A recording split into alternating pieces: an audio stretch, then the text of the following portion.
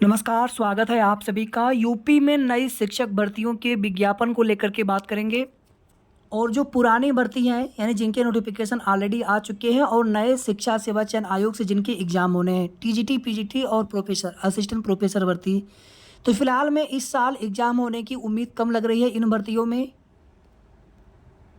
क्योंकि आप सभी देख रहे होंगे अभी तक एग्ज़ाम कैलेंडर नहीं आ सका है। अक्टूबर का मंथ चल रहा है, तो एग्ज़ाम से पहले पहले कम से कम 2 से 3 महीने का समय मिलना चाहिए। यूपी में एलटी ग्रेड शिक्षक भर्ती का विज्ञापन लोक सेवा आयोग यूपी पीएससी से आता है, ना कि नए आयोग से। इसी तरह से जो भी राजकीय महाविद्यालय है उनमें जो असिस्टेंट प्रोफेसर की भर्तियां होंगी, सहायता प्राप्त वाले की नहीं, वो तो ऑलरेडी विज्ञापन आया हुआ है 1017 पदों पर और जिनके एग्जाम आगे होने हैं नया शिक्षा सेवा चयन आयोग से। लेकिन जो राजकीय महाविद्यालय है उनमें असिस्टेंट प्रोफेसर भर्ती का विज्ञापन भी यूपी पीएससी लोक सेवा आयोग ही जारी करता है। आगे बात करेंगे नई जूनियर एडेड शिक्षक भर्ती विज्ञापन को लेकर के, जिसकी उम्मीद प्रबल है। और बेसिक में जूनियर में प्रमोशन 100% प्रमोशन को लेकर के आप सभी जानते हैं मामला हाई कोर्ट में चला गया था कि 50% से ज़्यादा प्रमोशन नहीं कर सकते, वहाँ पर स्टे भी मिला हुआ था। लेकिन जूनियर में नई शिक्षक भर्ती को लेकर के अभी तक सरकार की तरफ से कोई भी डिसीजन नहीं लिया गया है। इसीलिए अभ्यर्थी लगातार कोशिश कर रहे हैं, या तो जो बेसिक वाले जूनियर के विद्यालय है या तो फिर एडेड के जूनियर के विद्यालयों में ही वैकेंसी आए। 7 अक्टूबर को लखनऊ में SCERT पर धरना है। एक कमेंट आया था, सवाल आया था, 2-3 कमेंट आए थे कि एडेड में प्राथमिक की नई शिक्षक भर्ती की विज्ञापन को लेकर के क्या स्थिति है। अगर आप सभी को याद होगा तो 1-1.5 साल पहले, कम से कम 1 साल पहले ही, जहाँ तक ध्यान आ रहा है, एक दो लेटर जारी हुआ था। उस लेटर में आप स्पष्ट रूप से देखे होंगे कि उसमें प्राथमिक एडेड के प्राथमिक विद्यालयों में भर्ती प्रक्रिया पर पूरी तरीके से रोक लगा दी गई थी। और आगे जब भी भर्ती होगी तो नए शिक्षा सेवा चयन आयोग के माध्यम से ही विज्ञापन जारी होगा। भर्तियां होंगी चाहे एडेड के प्राथमिक जूनियर हो या फिर बेसिक के प्राथमिक जूनियर हो या फिर सहायता प्राप्त टीजीटी पीजीटी या फिर असिस्टेंट प्रोफेसर भर्ती सहायता प्राप्त वाले। जूनियर एडेड शिक्षक भर्ती में सीटें 100% बढ़ रही हैं। सीटें क्यों बढ़ रही हैं, अभी थोड़ी देर के बाद एक सेपरेट वीडियो बनाएंगे जूनियर एडेड शिक्षक भर्ती में कुछ और भी महत्वपूर्ण जानकारी लेकर के।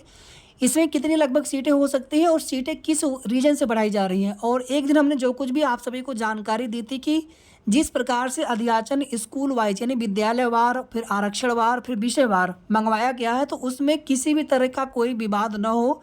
और चूंकि अब ये भर्ती स्टेट लेवल की हो रही है, तो इसी वजह से कुछ सीट वृद्धि सरकार के द्वारा, बेसिक विभाग के द्वारा किया जा रहा है। अब आगे देखिए आप सभी, यूपी में एलटी ग्रेड शिक्षक भर्ती में अब अर्हता वाला विवाद नहीं है। अर्हता वाला विवाद सुलझा लिया गया है, विवाद समाप्त हो चुका है। शासन स्तर से अर्हता वाले विवाद पर सुलझ चुका है और अध्याचन के भी निर्देश मुख्यमंत्री जी की तरफ से दिए गए थे। और आप देखेंगे उसी क्रम में ईमेल अत्यंत महत्वपूर्ण 3 अक्टूबर 2024 का लेटर है। जनपद में संचालित शिक्षक विहीन एवं न्यूनतम शिक्षक वाले राजकीय माध्यमिक विद्यालयों की सूचना उपलब्ध कराए जाने के संबंध में समस्त जिला विद्यालय निरीक्षक के लिए पत्र है शिक्षा निदेशक माध्यमिक की तरफ से। शासन से प्राप्त निर्देश के अनुसार उत्तर प्रदेश लोक सेवा आयोग यूपी पीएससी प्रयागराज से सीधी भर्ती के माध्यम से एलटी ग्रेड एवं प्रवक्ता वेतन क्रम पुरुष महिला में चयनित अभ्यर्थियों को यथाशीघ्र नियुक्ति पत्र निर्गत किया जाना है। स्थानांतरण सत्र 2024-25 हेतु आपके कार्यालय द्वारा उपलब्ध कराई गई सूचना अनुसार कई विद्यालयों में 1 या 2 शिक्षक ही कार्यरत हैं, जिसके कारण शिक्षण कार्य सुचारू रूप से संपन्न नहीं हो पा रहा है। स्थानांतरण सत्र 2024-25 में ऑनलाइन ऑफलाइन स्थानांतरण आदेश निर्गत होने के उपरांत भी स्वीकृत कार्यरत एवं रिक्त पदों की स्थिति परिवर्तित हो गई है, जिसके कारण कई विद्यालयों में शिक्षकों की संख्या काफ़ी कम हो गई है।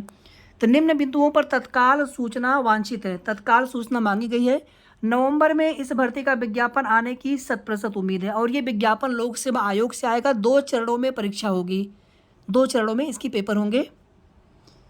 किन बिंदुओं पर सूचना मांगी गई है, ऐसे राजकीय हाई स्कूल जहां पर कोई नियमित शिक्षक कार्यरत नहीं है 9-10, ऐसे राजकीय हाई स्कूल स्तर के विद्यालय जहां पर मात्र 1 शिक्षक कार्यरत है, ऐसे राजकीय हाई स्कूल स्तर के विद्यालय जहां पर मात्र 2 शिक्षक कार्यरत हैं।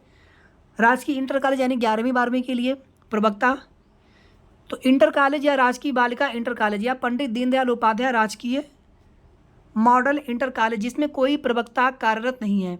इसी तरीके से जहाँ पर एक प्रवक्ता है या फिर जहाँ पर दो प्रवक्ता है। ऐसे राजकीय हाई स्कूल या इंटर कॉलेज जहाँ पर पूर्व में कार्यरत शिक्षक का स्थानांतरण हुआ है परंतु शिक्षक संख्या मात्र 1 या 2 होने के कारण कार्यमुक्त नहीं हो पा रहे हैं। अतएव आपको निर्देशित किया जाता है कि उपरोक्त श्रेणी के विद्यालयों की दिनांक 7 अक्टूबर 2024 को 12 बजे तक अधोहस्ताक्षर की ईमेल आईडी यहाँ पर दी गई पर उपलब्ध कराना सुनिश्चित करें।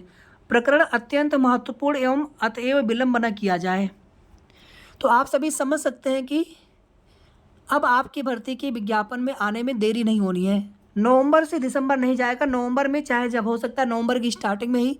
तो नवंबर में नई LT ग्रेड शिक्षक भर्ती का विज्ञापन जिसमें TGT यानी कि हाई स्कूल स्तर के शिक्षक और 11-12 में यानी कि प्रवक्ता टीचर, तो इन दोनों ही पदों के लिए भर्ती का विज्ञापन नवंबर के महीने में 100% आप सभी को देखने को मिल जाएगा। तैयारी आप लोग अच्छे से करते रहिए। एलिजिबिलिटी में देखिए B.Ed अनिवार्य होता है, BTC या DLED इसमें एलिजिबल नहीं है, वो केवल बेसिक के लिए होते हैं। तो B.Ed यहाँ पर अनिवार्य है आप सभी के लिए। उसके अलावा सब्जेक्ट कॉम्बिनेशन भी देखा जाता है। तो ये कुल मिलाकर के उत्तर प्रदेश में शिक्षक भर्तियों को लेकर के या फिर नए विज्ञापन को लेकर के महत्वपूर्ण अपडेट थी। शेष आगे के जो भी ऑथेंटिक सही जानकारी मिलेगी समय समय पर आप सभी को अपडेट देते रहेंगे। वीडियो को आप सभी प्लीज़ लाइक शेयर और अगर आपने अभी तक चैनल को सब्सक्राइब ना किया हो तो कर लीजिएगा। धन्यवाद।